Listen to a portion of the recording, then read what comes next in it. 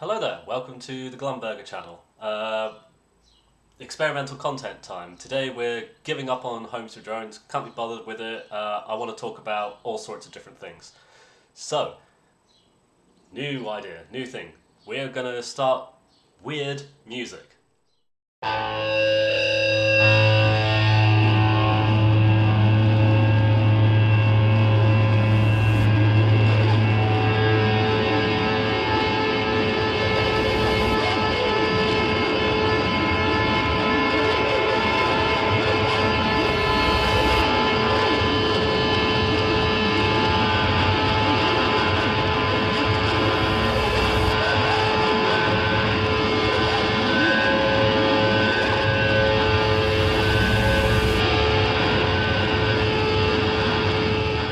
What is weird music? Well, it's where we discuss weird bands, stuff that for whatever reason is just a little bit peculiar.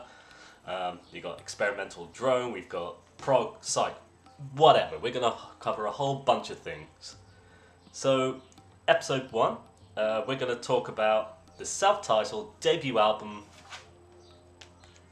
Shalabi Effect by Shalabi Effect. Okay, so 2 discs of sprawling experimental psychedelia that just warps your mind, it's completely crazy and just inaccessible, baffling, really, really weird. I'm excited, I love this album, I'm so excited to talk about this. So, who are Shalabi Effect? Well, Shalabi Effect are an experimental quartet hailing from the Montreal underground scene, featuring the legendary Sam Shalabi. You've got Anthony Seck, Alexandre St-Onge, and Eizilini. And together these musicians completely dive headfirst into experimentalism by completely foregoing traditional concepts of structure, composition, and instead they just let their music happen. You know, it just comes about, it's crazy. Each album has completely something different to offer, so you've got first one here, which is just a really weird psychedelic thing. It's so hard to describe.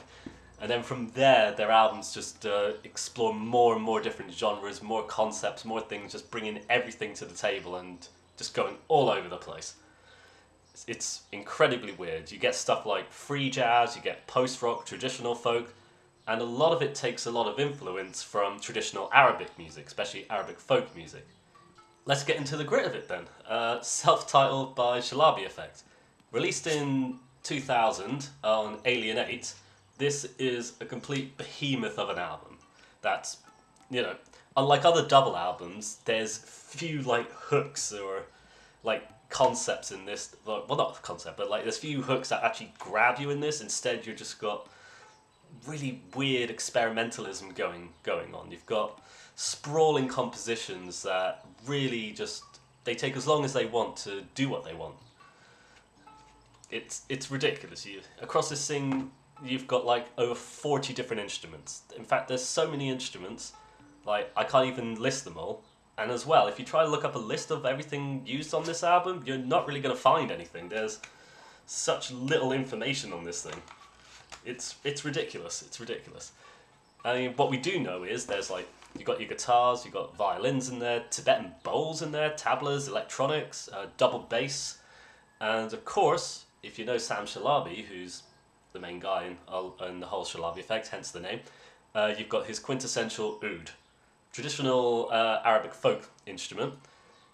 If you know Sam Shalabi, you'll know that he uses the oud a lot, and you know, I've heard a lot of records that Sam Shalabi has worked on, tons of them in the past, and I love how he plays the oud, I love what he does in it, but very few things get me as excited as when he plays the oud on this thing. Like, it's ridiculous what he gets up to, it's crazy. So, across this thing you've got 13 songs, compositions, whatever you want to call them.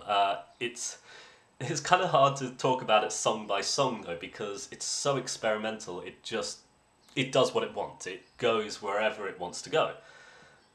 It's all just this big psychedelic experience that just blows just traditional concepts and structures out the water. But that being said, if you're talking about this album, you have to talk about Oral Florida.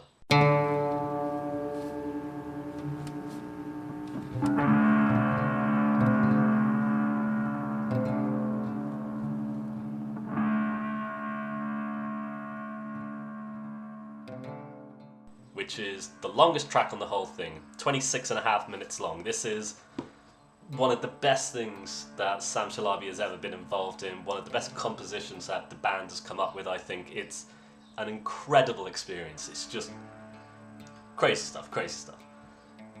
Also a side note as well, before we get into talking about this thing, Aura Florida was originally meant to be released as part of a split EP with the legendary Godspeed You, Black Emperor.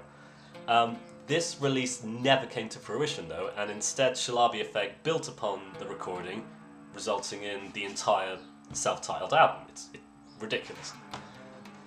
So Aura Florida, the track, is as much a behemoth as the album it comes from itself. It's, like I said, 26.5 minutes long, and it seems to summarize everything that the band is capable of, what they do, and what their whole concept, their identity, I guess you could say.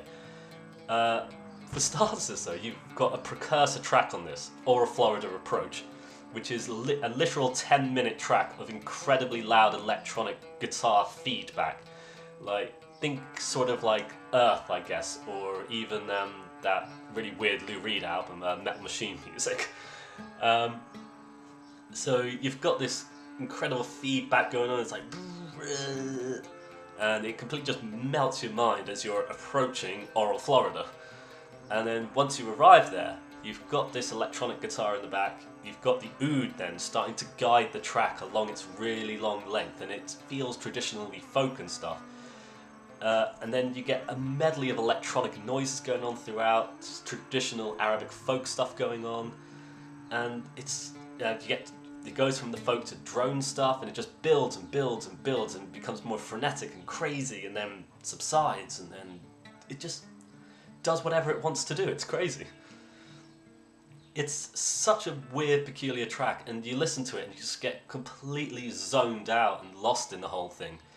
And it's easily as ambitious as anything Godspeed You, Black Emperor ever done as well. And so listening to it gives me a slight disappointment in a way, because I just imagine what would that split EP have ever been like? Like, what would it have, if it ever came to fruition, what would it have turned into? What would Godspeed have done to join alongside this behemoth of a track?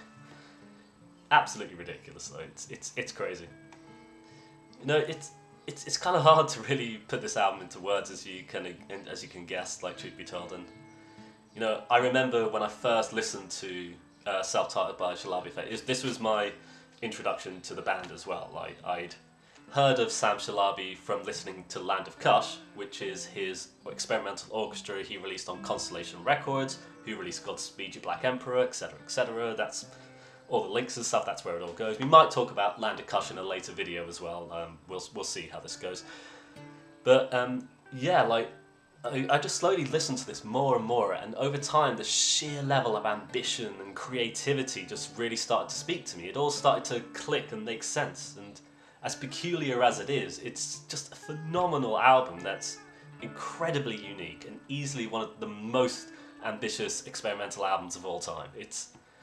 If you like your experimental music, if you like music that's really weird and just doesn't make sense to you, and you've got to put as much into it as it gives out to you, which is what we're going to explore a lot of in this series, I hope, then check it out. Check this thing out. It's phenomenal stuff. I don't really know what else to say. Like, this is a weird first episode. We're going to go all over the place with this thing, but this is episode 1 of Weird Music. We've talked a bit about Shalabi Effect Self-Titled.